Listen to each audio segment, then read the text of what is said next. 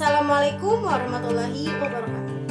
Sebelumnya perkenalkan, nama saya Siti Aisyah dari kelas 12 Akuntansi 2 SMK Negeri 2 Kota Tangerang Selatan. Yang terhormat, Bapak Dr. Andes Haji Amdiar MPD selaku Kepala Sekolah SMK Negeri 2 Kota Tangerang Selatan. Yang terhormat, Bapak Wawan Herwanto SPD selaku Wakasek Bidang Kesiswaan. Yang terhormat, Bapak Santoso MPD selaku Wakasek Bidang Kurikulum. Yang terhormat, Ibu Nuni Rosiana SPD selaku Kepala Kompetensi Akuntansi. Yang terhormat, Ibu Marwati SPD selaku pembimbing dari sekolah. Yang terhormat, Ibu Tri Iswati SPD selaku penguji. Di sini saya akan mempresentasikan tentang apa saja yang telah saya kerjakan selama prakerin di PT Mitsubishi Bintaro atau PT Dwindo Berlian Samjaya.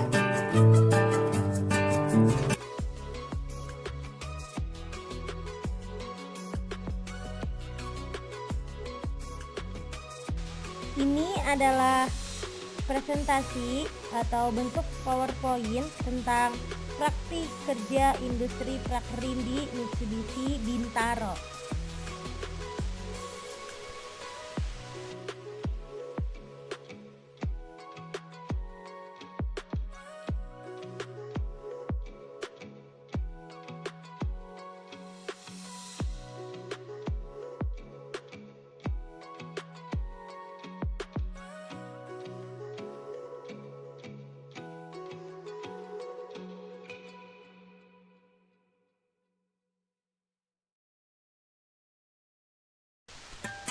Pada halaman ini berisi tentang poin-poin yang akan saya presentasikan mengenai praktik kerja industri prakerin di Mitsubishi Bintaro.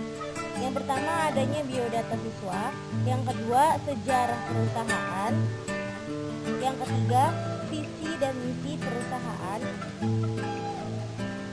yang keempat identifikasi tugas yang diberikan selama prakerin, dan selanjutnya yang terakhir ialah adanya dokumentasi selama masa prakerin berlangsung.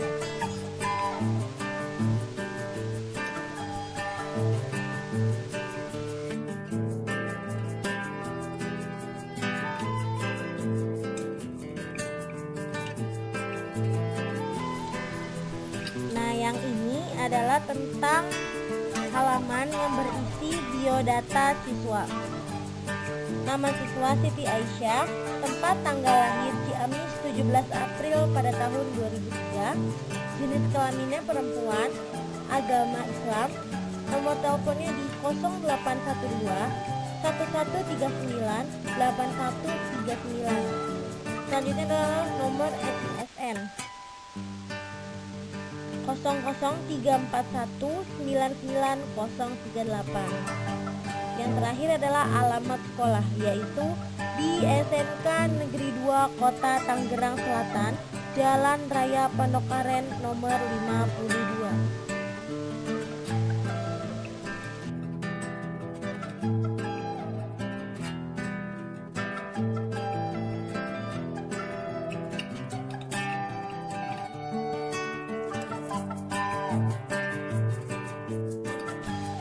Pada halaman selanjutnya, yaitu kita akan membahas tentang sejarah perusahaan PT Dwindo Berlian Samjaya. PT Dwindo Berlian Samjaya ini berdiri sejak tanggal 2 Juli 2001 sampai sekarang di Bintaro, Tangerang Selatan. PT Dwindo Berlian Samjaya ini menambah cabang pada tanggal 16 Mei 2013 di dua tempat, yang pertama di Radin Inten Jakarta Timur dan di wilayah Cakung Jakarta Timur pada tanggal 2 Maret 2017. PT Dwindo Berlian Samjaya yang bergerak di bidang otomotif yang mempunyai alamat di Jalan MH Tamrin, Blok A5, nomor 1, Pusat Kawasan Niaga Bintaro Jaya, Sektor 7, Tangerang Selatan, dengan kode pos 15224 Indonesia. Perusahaan ini merupakan anak cabang dari PT Karmayuda 3 Berlian Motors yang berlokasi di daerah Pulau Mas. Perusahaan ini merupakan dealer resmi Mitsubishi yang secara garis besar fokus di bidang pemasaran produknya. Berdiri sejak Juli 2001 ini, PT Mitsubishi Bintaro selalu dan menduduki urutan 5 besar dalam penjualan produk mobil Mitsubishi di tiap tahunnya yang ada di Indonesia.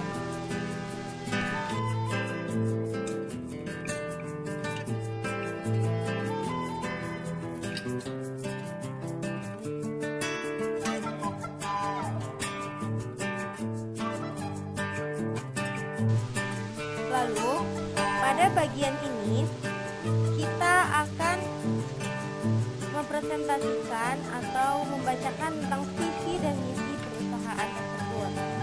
Visi perusahaan tersebut ialah yang pertama, untuk pembangunan dan kesejahteraan masyarakat Indonesia.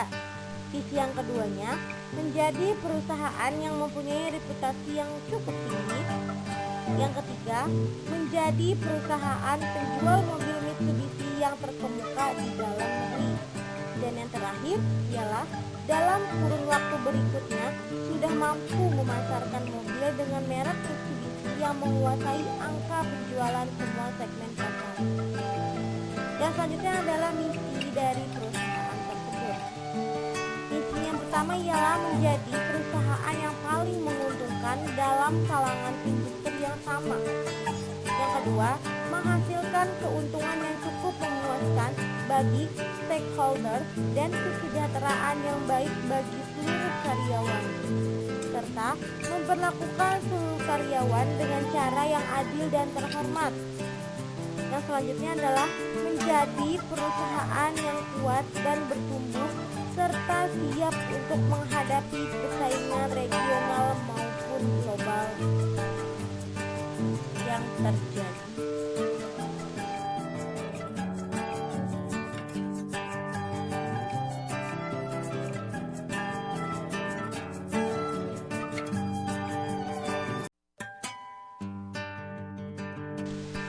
Yang selanjutnya adalah identifikasi tugas yang dikerjakan selama prakrim. Dalam bagian ini, kita akan membahas tentang kegiatan apa saja yang dilaksanakan selama prakrim. Kegiatan prakrim ini berlangsung pada tanggal 4 Januari sampai dengan 28 Februari pada tahun 2021 yang saya laksanakan di PT Dwindo Berlian Samjaya.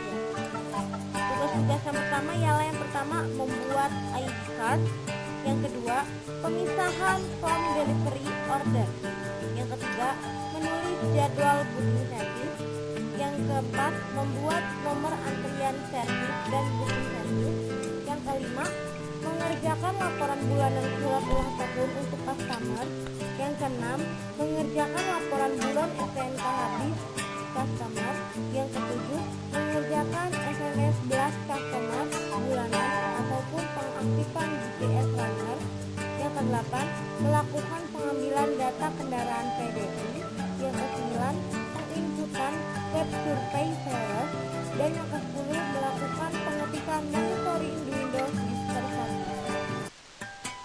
Saya akan menjelaskan tentang satu persatu tugas-tugas yang dilakukan selama praktik. Yang pertama, membuat ID card. ID card atau identity card dalam bahasa Indonesia artinya adalah kartu pengenal. Sesuai dengan namanya, yaitu berfungsi sebagai alat untuk memperkenalkan diri. Produk ID card memiliki berbagai macam bentuk, spesifikasi dan penggunaan iCard itu sendiri tergantung tentang fungsinya untuk apa.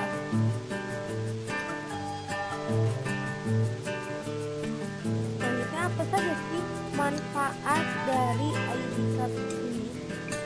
Manfaat dari ID card sendiri ialah ketika seseorang memakai identitas diri terlihat lebih rapi ataupun profesional dan formal secara tidak langsung memberikan efek positif dalam dunia pekerjaan.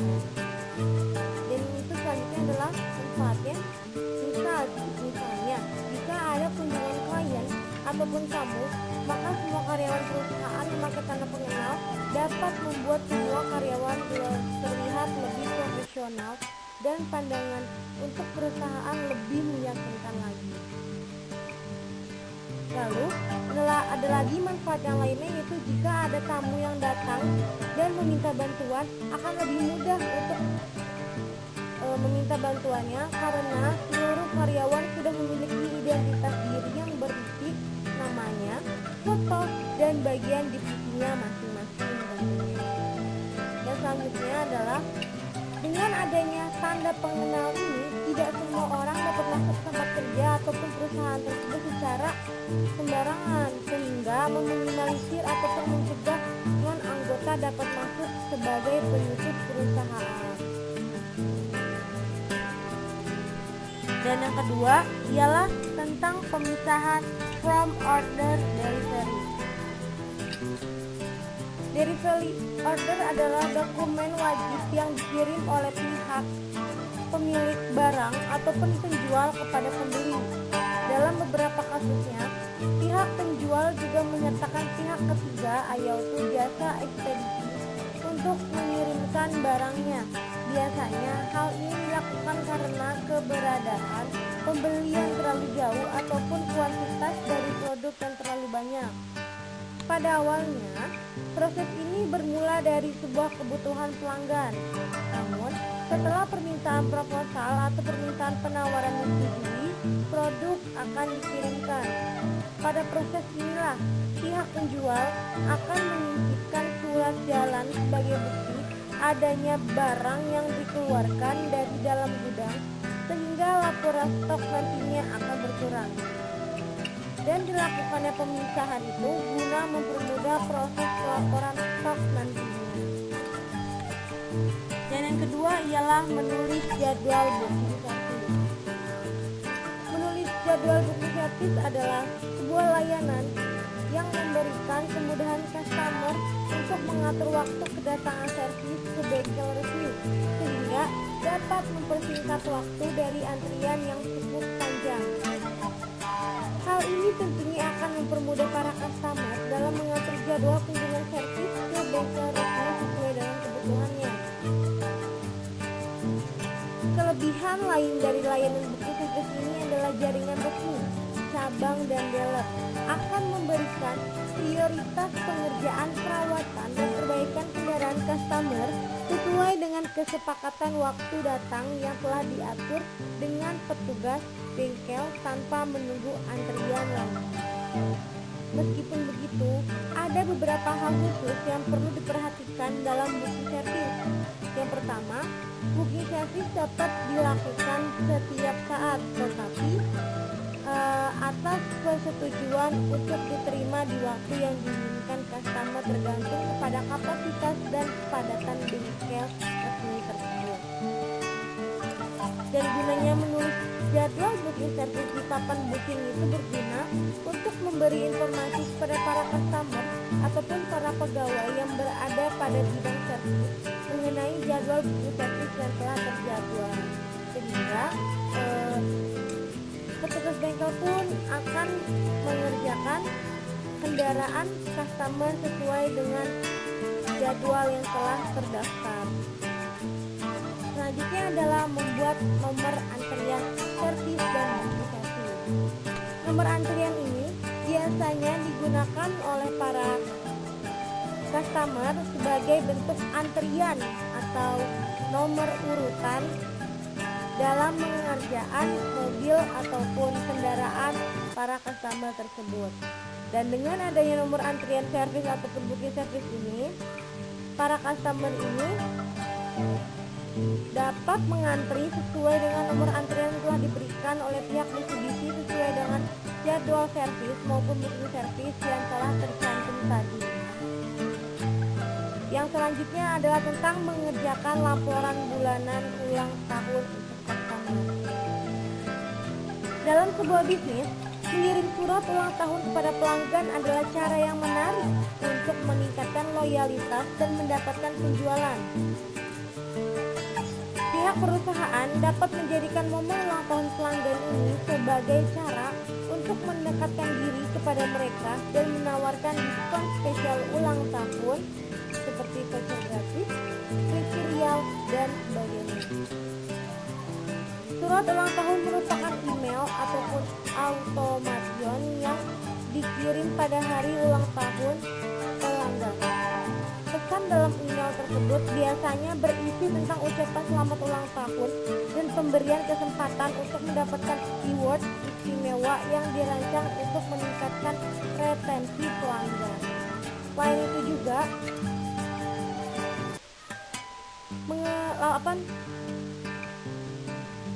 laporan bulanan surat ulang tahun untuk customer juga berfungsi untuk menarik pelanggan lama yang sudah tidak berkomunikasi lagi dengan pihak perusahaan agar kembali terlibat dengan adanya ulang tahun ini.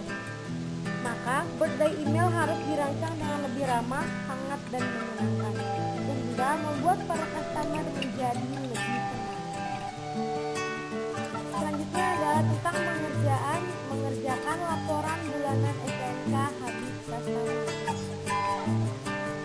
Pengerjaan STNK habis customer ini yaitu laporan bulanan STNK habis customer yang biasanya digunakan untuk mengingatkan kepada para konsumen bahwa STNK kendaraan yang dimiliki tersebut dalam waktu masa STNK yang akan segera habis.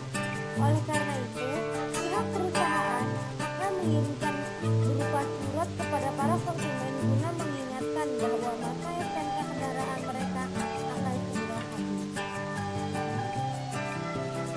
Yang selanjutnya adalah mengerjakan SMS blast customer bulanan pengaktifan GPS tani. Servis SMS blast merupakan proses seleksi menjadi mudah.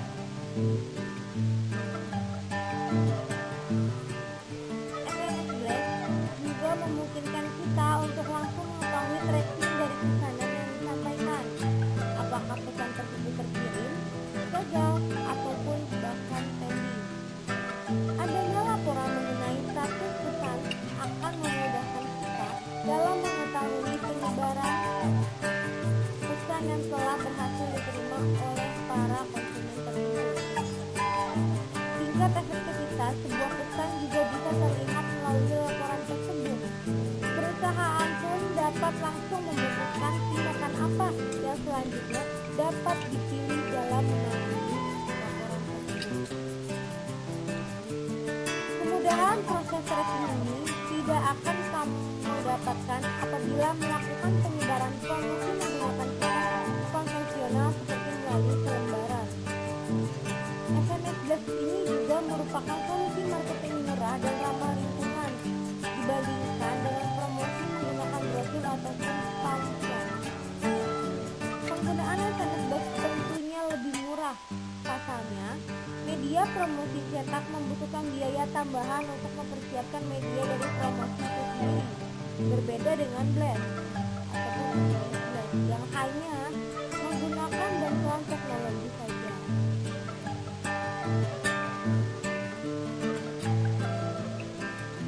SMS blast ini juga bersifat personal SMS yang memungkinkan para konsumen menerima pesan perusahaan dengan lebih privat dan personal, di mana pesan tersebut akan langsung tiba di smartphone yang mereka miliki.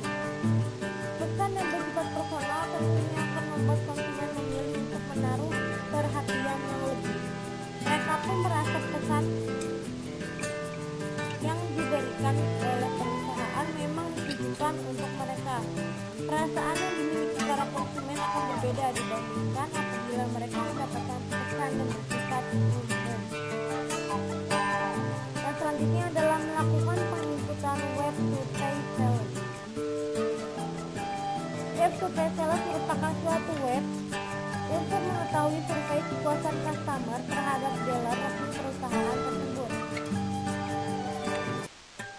10 adalah melakukan pengetikan monitoring di Windows semester 1. Monitoring sendiri pengertiannya adalah aktivitas yang ditujukan untuk memberikan informasi tentang sebab dan akibat dari suatu kebijakan yang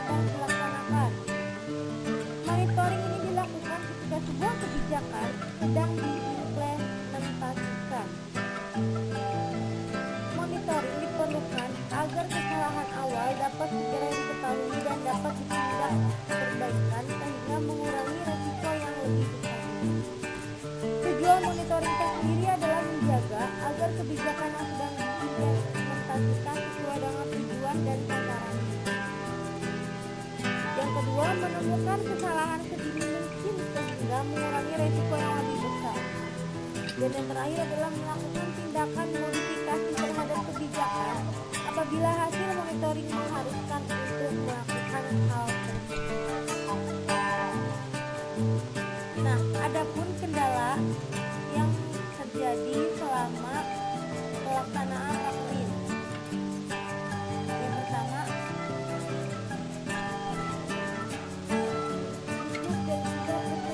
pada saat berbicara pada pembimbing rakrin, dengan solusinya yaitu lebih meningkatkan rasa percaya diri dan tidak adanya miskomunikasi. Yang kedua, kurangnya komunikasi antara penulis dan pembimbing rakrin. Yang cara mengatasinya ialah lebih ditingkatkan lagi ilmu komunikasi dan menerapkannya di dalam kehidupan. Selanjutnya lagi ialah kurang teliti saat mengerjakan tugas yang diberikan. Dengan solusinya, lebih teliti lagi dalam mengerjakan tugas apapun yang diberikan, dan jika tidak ada hal yang tidak dimengerti, maka dengan segera mungkin mengkoordinasi dengan pembimbing instansi atau pembimbing perusahaan agar kesalahan tidak terlalu fatal.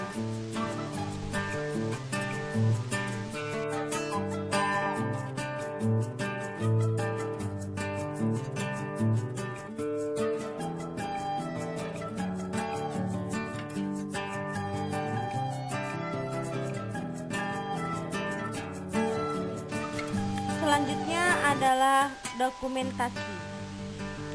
Dokumentasi yang pertama ialah foto bersama pembimbing sekolah dan pemimpin instansi atau perusahaan. Dan selanjutnya adalah foto-foto kegiatan yang dilakukan selama praktik, yaitu salah satunya ada yang membuat ID card, ada yang sedang menginput data ataupun pengetikan monitoring di Windows semester 1. Ada juga yang tentang menulis jadwal buku servis, lalu melakukan pengecekan berkas ataupun penyaringan berkas lainnya.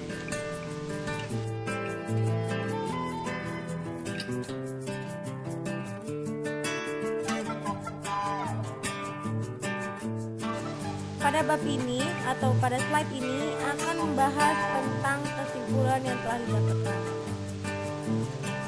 Kesimpulannya, selama melakukan prakrin di sana, banyak sekali pengalaman yang saya dapatkan, yaitu dengan terjun langsung ke lapangan sehingga membuat saya dapat mengetahui bagaimana dunia kerja yang sesungguhnya. Bersosialisasi dengan lingkungan baru membuat saya mendapatkan pengalaman yang tidak takut lagi untuk memasuki dunia kerja nantinya. Karena saat ini saya sudah mempunyai sedikit gambaran tentang bagaimana dunia kerja yang sesungguhnya. Rakrin ini sangat bermanfaat bagi saya karena selain saya dapat mengaplikasikan pelajaran yang telah saya dapat di sekolah, saya juga mendapat banyak ilmu yang baru yang didapat dari tempat prakrin tersebut. Prakrin juga membuat saya lebih bisa menghargai waktu serta bertanggung jawab dalam mengerjakan tugas yang telah diberikan oleh pembimbing di tempat prakrin. Itu saja yang dapat saya sampaikan. Kurang lebihnya mohon maaf. Wabillahi taufiq wal hidayah. Wassalamualaikum warahmatullahi wabarakatuh. Saya Siti Aisyah. Terima kasih.